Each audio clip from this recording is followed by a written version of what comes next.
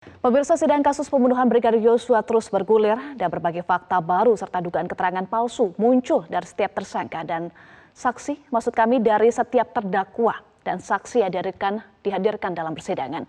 Dalam sidang kemarin, Majelis Hakim kembali menegur dan mengingatkan dengan tegas agar terdakwa Ricky Rizal dan Kuat Ma'ruf tidak berbohong. Untuk membahasnya lebih lanjut, kita akan berbincang dengan Asep Iwan Iriawan, pakar hukum pidana. Selamat siang, Kang Asep. Salam sehat, Kang. Selamat siang, Mbak Eva. Selamat siang juga. Selamat sehat, semangat. Iya, salam sehat, Kang Asep. Dari 11 saksi yang dihadirkan untuk terdakwa Ferdy Sambo dan Putri Chandrawati hari ini, 5 diantaranya adalah terdakwa kasus obstruction of justice. Nah, selain soal kronologi, keterangan apa saja yang kemungkinan akan digali dari Majelis Hakim untuk para saksi hari ini? Ya, jadi kita diingatkan tentang dakwaan terhadap FS.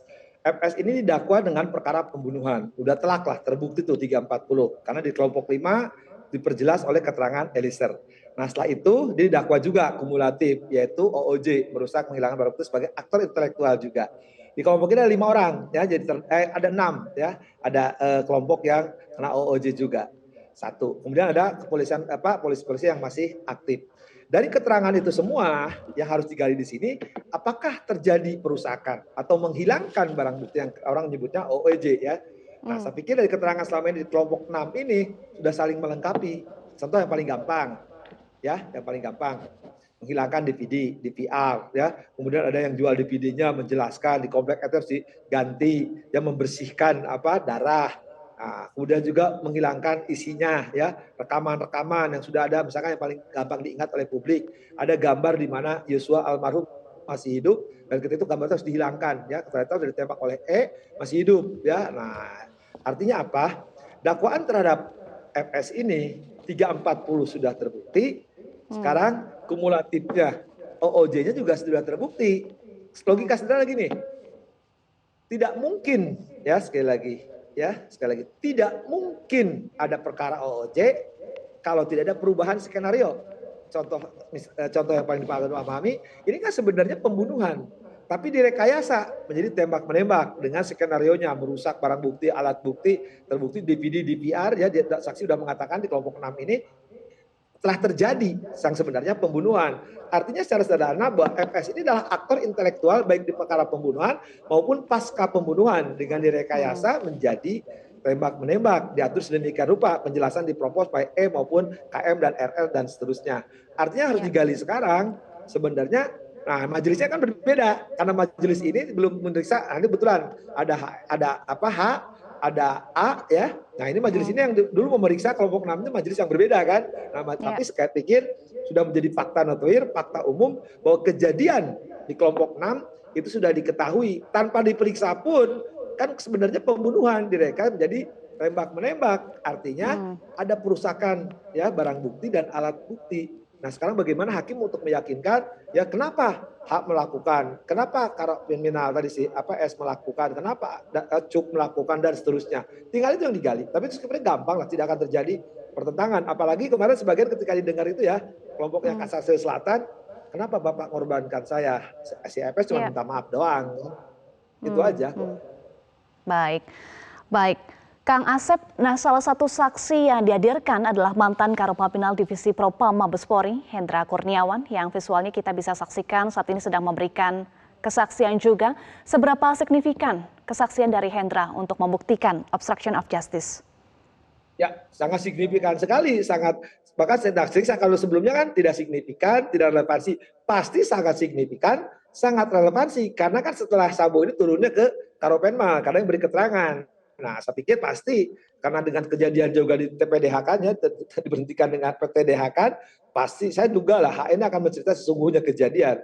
Pasti dia juga ingin melepaskan bahwa saya juga melakukan itu karena perintah, tapi harus dibuktikan nih perintah jabatan, hati-hati, ya beda di kalau di gampang membuktikannya. Tapi di kelompok 6, bagaimana ini, ya, Hendra Kurniawan ini menjelaskan sebenarnya. Cuma kan banyak titik-titik yang memang melemahkan. Artinya ini, ya, dalam petik, ya, tinggal bagaimana pengacaranya jeli bahwa sebenarnya dia tidak mengerti, tidak menghendaki, tapi atas desakan. Tapi itu saya kira memang agak debatable, kemudian juga agak susah, ya. Saya sendiri agak ininya, karena, ya, kan ini sebenarnya curiga, ketika dia curiga bahwa ini tidak mungkin tembak-menembak tapi penembakan, kenapa dia dilakukan terus gitu kan? Karena kalau dia 2 perintah jabatan harus de facto, de jure, di bawah Ya. otoritas, di bawah kendali. Lain dengan kalau itu gampang membuktikan pasal 51-nya. Tapi kalau sini Hmm. mungkin nanti bagaimana penasihat hukumnya H atau penasihat hukum yang kelompok 6 ini ya, bahwa mereka tuh sebenarnya jawabannya kan semua pada ketakutan kan, tapi ketakutan Ya. tadi harus dibuktikan. Hmm. Jadi keterangannya sangat signifikan, sangat relevansi, dan ini akan memberatkan Verdi Sambo ya artinya Kang Asep? Ya, jelas, karena pasalnya kumulatif kan. Di kelompok 5 ini semua boleh dikatakan adalah pasal pembunuhan ya, kecuali Sambo. Sambo plus ada kumulatifnya yaitu OOJ. Dia juga aktor intelektual baik di pembunuhan maupun di merusak atau menghilangkan barang bukti. Nah, sekarang kalau di pembunuhannya jelas lah, itu udah ngunci ya. Terutama kalau saya catat, Ridwan, Romer, ya Arif itu telah mengunci tentang kejadian pembunuhan, terlepas si KM atau GRR kemarin putar-putar ceritanya, tapi itu udah dikunci ya. 340 itu udah jelas terbukti, jelas tegas, artinya perbuatannya voltoid, sempurna sebagai aktor intelektual, tanpa tidak ada alasan apapun. Saya kira nggak bisa, udah kelas 340, saya berani taruhan. Kemudian sekarang juga sama ya, pasal kumulatifnya OOJ-nya dikunci juga oleh mereka kelompok 6 plus ya, dan 5 ini memang polisi aktif. Artinya kejadian itu sesungguhnya karena aktornya skenario diperintahkan oleh oleh S, maaf ya, oleh S. Dan S ini ya ternyata ya tambah berat, cuman tambah beratnya ya sekarang kalau hukumannya 340 telah dijatuhkan hukuman paling berat ya tidak bisa dijatuhkan sanksi yang ininya, karena kalau orang dijatuhkan mati oleh seumur hidup tidak boleh ada hukuman tambahan, nggak ada hukuman plus mati gitu kan. Tapi juga apakah hakim akan menjatuhkan mati seumur hidup, saya termasuk agak ya masih belum yakin gitu kan. Kalau hakimnya ya pasti jatuhkan itu yang maksimal. Kalau nanti hakim menjatuhkan 340 mati atau seumur hidup, walaupun OOJ-nya terbukti, ya tidak boleh ditambahkan hukumannya, ya karena mati nggak ada plus, seumur hidup nggak ada plus.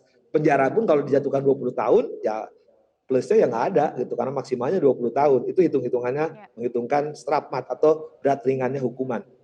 Hmm. Kang Asep, saksi lain yang dihadirkan adalah Kabag Gakum Provos Divisi Propampori Susanto Haris yang sempat tidak hadir sebagai saksi dalam sidang sebelumnya ya. Lalu hari ini dihadirkan kembali. Mengapa penting untuk menghadirkan kembali Susanto Haris?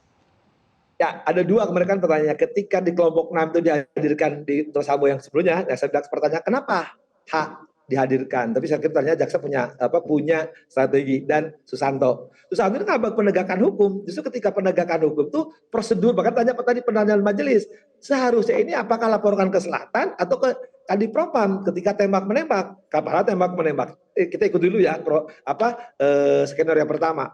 Karena penembak-penembaknya istilahnya di tingkat prajurit ya, tamtama itu gitu kan. Kenapa harus sejauh itu? Kenapa nggak selatan menyerahkan? Tapi ketika selatan menyerahkan, pertanyaannya malah intervensi kan, ketika si Kaset Serse menjelaskan oleh Sambo. Nah, sejauh mana kabag hukumnya ini ya, posisinya sebagai orang yang ngerti hukum, ngerti prosedur hukum acara, menjelaskan ya apakah ini menyangkut kompetensi ya, kewenangan Kadipropam atau selatan, atau setelah dilaporkan selatan, ini juga harus dibuka oleh majelis ya, biar terang ketika proses katakan skenario pertama ini.